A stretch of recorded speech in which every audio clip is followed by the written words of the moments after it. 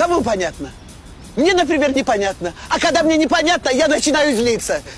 Салам достар, сіздер Автор ТВ медиасын көріп жатасыздар. Мен аты жөнім Айжігіт Матраимов. Біз баштайбыз.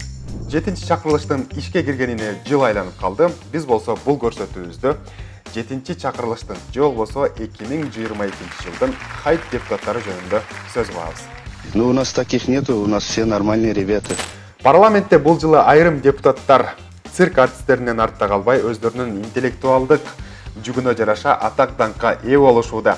Маселен, депутат Аида Исатбек кызы TikTok аркылуу жеңил видеолорду тартып, коомчулуктун сынына кабылды. Депутат олуттуу мыйзамдарды жазып, көйгөйлөрдү көтөрүп, элдин үнүн бийликке жеткириши керек. Бул депутаттын негизги милдети. Бирок биздин каарман өзүнүн блогер сымалдарын деңгээлине түшүрүп, видео тартканы башка кесиптештерине көлөкө түшүрүп койгон жокпу деген суроо жаралат. Бирок депутат айым атын чыкпаса жер өрттө болуп, алгач TikTok аркылуу элге таанылып алууну эп көрүптүр. Как сказать, цель была, да? Получить узнаваемость. Анткени сиз айткандай эми өзүм жаш болуп атсам, жан келип атсам, мурда деген аралашпасак, анан коомго өз үчүн надо коомго элди айтышыбыз керек болчу, мынакей мен бармын, мен ушундай бир Аида Исатбек кызы деген жаш депутат кыз бар деп элге жарыялаш керек болчу. Балким депутат айымдын деле бул кадамы туурадыр, себеби жаштардын көпчүлүгү азыр TikTokто отурушат.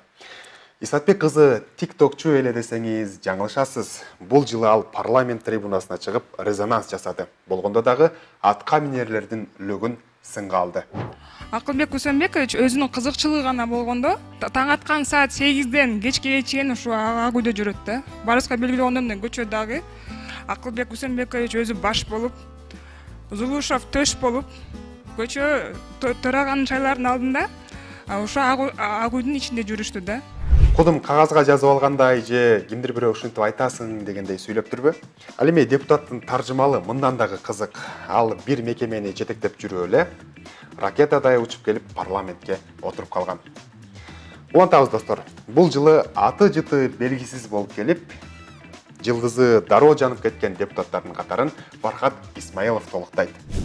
Болгондо да парламент трибунасынан оппозициячыл саясатчылардын анабашы Адахан Мадумаровду сынга алды. Эми сынга алганда кандай? Кимден ким өлкө башчысына каршы сүйлөй турган болсо күндү карап таш урган мен барабар да.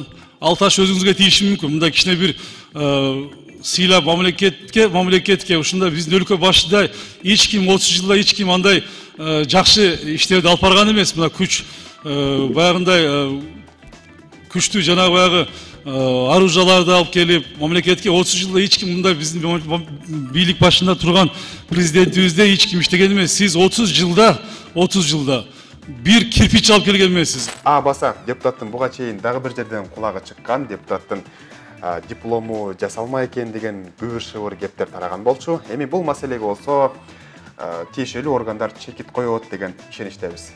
Кыргызстандын айыл аймактарында жашагандар байып, эми алардын жашоо тиричилиги шаардыктардыкынан кем калбай калды. Эми алар алдына салып айдап жүргөн мал мүлкүнө, тактап айтканда, кой, уйларга салык төлөшү керек.